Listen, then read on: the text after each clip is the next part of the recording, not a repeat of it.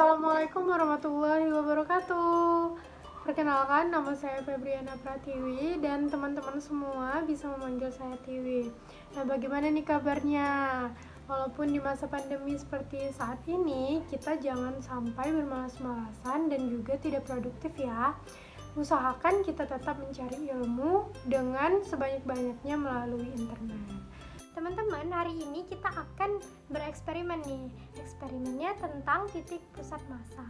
Kita pasti sering dengar ya, titik pusat massa ketika kita belajar di bangku SMA.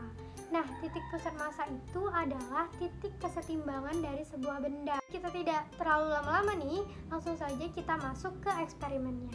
Di sini sudah ada, kita lihat di sini sudah ada alat dan bahannya yang kita perlukan. Teman-teman bisa lihat di sebelah sini, itu adalah alat dan bahan yang kita butuhkan selama eksperimen. Nah, langsung saja di sini ada kardus. Nah, kardus ini akan kita bentuk menjadi bentuk yang tidak beraturan. Jadi, kita potong dulu menggunakan cutter ataupun menggunakan gunting. Jadi, kita gunting sesuai bentuk yang kita mau. Jadi, bentuknya yang tidak beraturan, tetapi jangan terlalu sulit ya.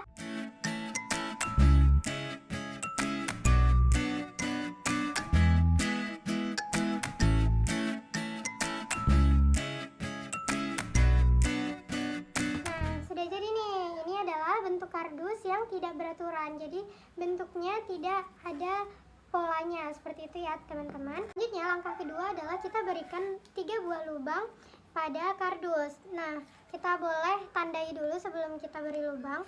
Satu di sini titik A, kita buat saja namanya titik A. Lalu kita buat lagi di sini titik B. Kemudian kita buat lagi di sebelah sini titik C. Nah, setelah kita berikan tanda pada titik-titiknya, selanjutnya adalah kita berikan lubang. Bisa menggunakan paku ataupun bisa menggunakan jarum. Ingat ya, jangan terlalu ke tepi. Jadi kita agak buat dia sedikit ke tengah. Tuh. Nah, kita buat lubangnya sampai dia bisa berayun seperti ini ya. Di sini sudah ada lubang A, lubang B, dan lubang C. Baiklah, setelah kita ikatkan benang pada jarum, kita letakkan pemberat di bagian bawah. Bagian satunya kita ikatkan dengan jarum, bagian satunya kita ikatkan dengan pemberat. Selanjutnya adalah kita letakkan jarum pada lubang A. Seperti ini. Letakkan jarum pada lubang A, lalu kita gantungkan dia seperti ini. Setelah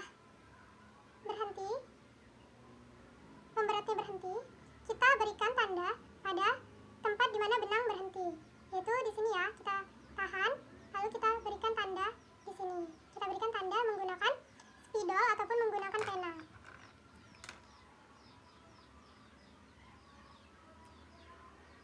Kita buka lagi jarumnya dan kita pindah ke lubang B. Sama seperti tadi, kita masukkan dia ke lubang B. Kemudian benangnya sudah diam, lalu kita tahan. Kemudian kita berikan tanda pada tempat benang. Kita berikan tanda di sini. Kita pindah lagi dia ke lubang C. Nah, di sini ya. Sama seperti tadi. Kita tunggu sampai dia berhenti. Sampai dia setimbang ya.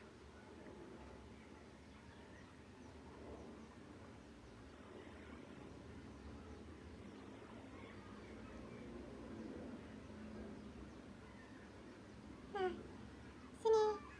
Baiklah, lalu kita tandai lagi menggunakan pena ataupun spidol. Baik, kita sudah dapatkan titik-titiknya. Nah, setelah kita garis, kita akan mendapatkan titik temu dari ketiga lubang, yaitu di bagian sini. Nah, disinilah titik pusat massa dari benda kita tadi, dari benda ini. Nah, selanjutnya adalah kita letakkan dia ke dalam kertas grafik. Letakkan di atas kertas grafik, kemudian kita garis setiap pinggirannya sehingga membentuk gambar dari benda tidak beraturan ini di atas kertas grafik.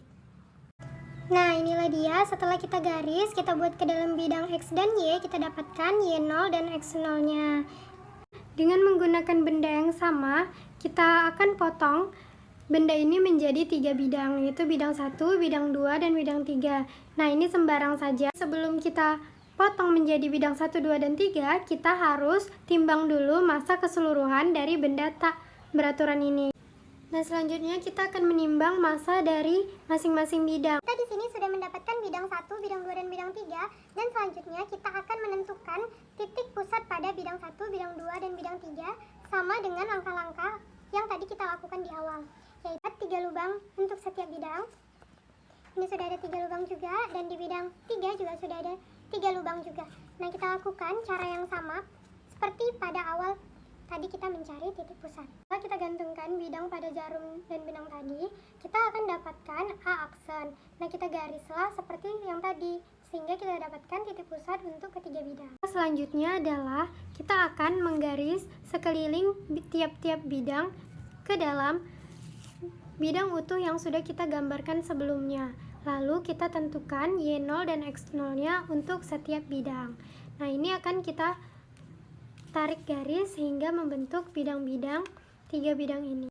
Setelah kita gambarkan bidang 1, bidang 2, dan bidang 3, kita dapatkan PO1, PO2, dan PO3. Sedangkan di sini ini adalah PO untuk bidang secara keseluruhan.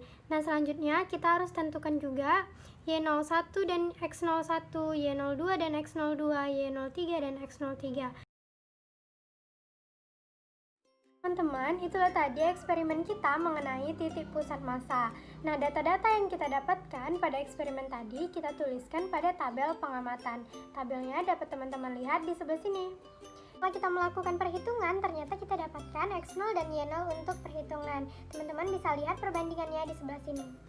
Nah, di situ kita lihat ada selisih sebesar kurang lebih 1 cm antara X0 dan Y0 yang kita dapatkan pada eksperimen dan X0 dan Y0 yang kita dapatkan dengan perhitungan rumus.